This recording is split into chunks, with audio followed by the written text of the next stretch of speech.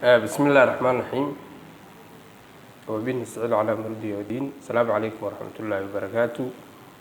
مقعي هو برخل أبي عمر أرجي إن مقنع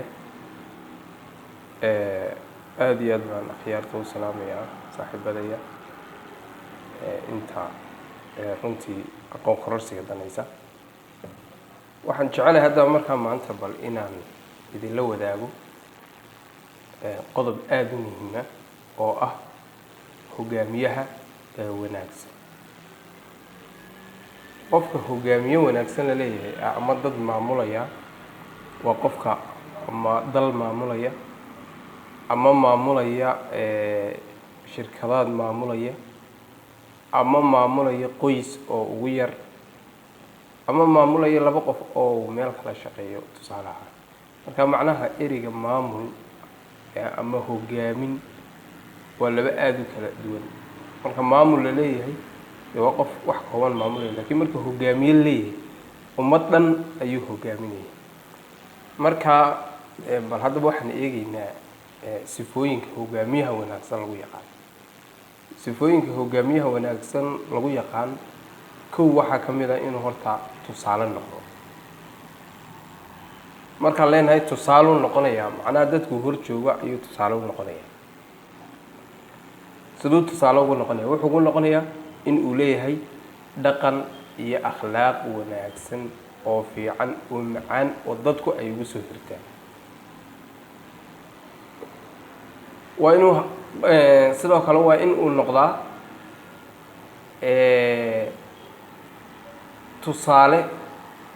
tusaalahaasi oo ah afcaasha uu sameynaya waa in ay ka cod dheeraadaan odhaahda uu leeyahay. labo waa in dadka la wadaag baa layidhi meeshaad ku wado. macnaha dadka meel baad u wadaa ila ummad baad hogaaminaysaa soo maha. maxaad samaynaysaa?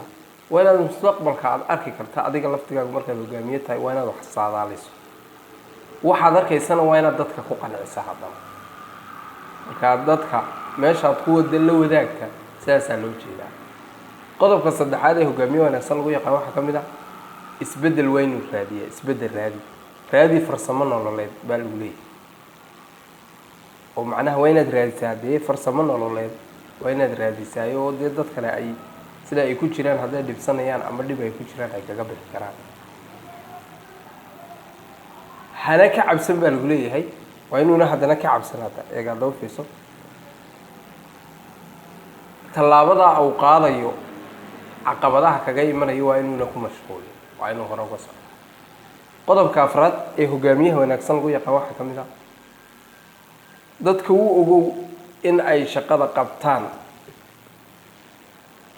macnaha dadka kula shaqaynaya laftigoodu waa inaad u ogaataa inay shaqo wanaagsan hayaan oo ha noqon dee qof anaaniyo oo wax kasta anigaa qabta uniga lama doonayo taa.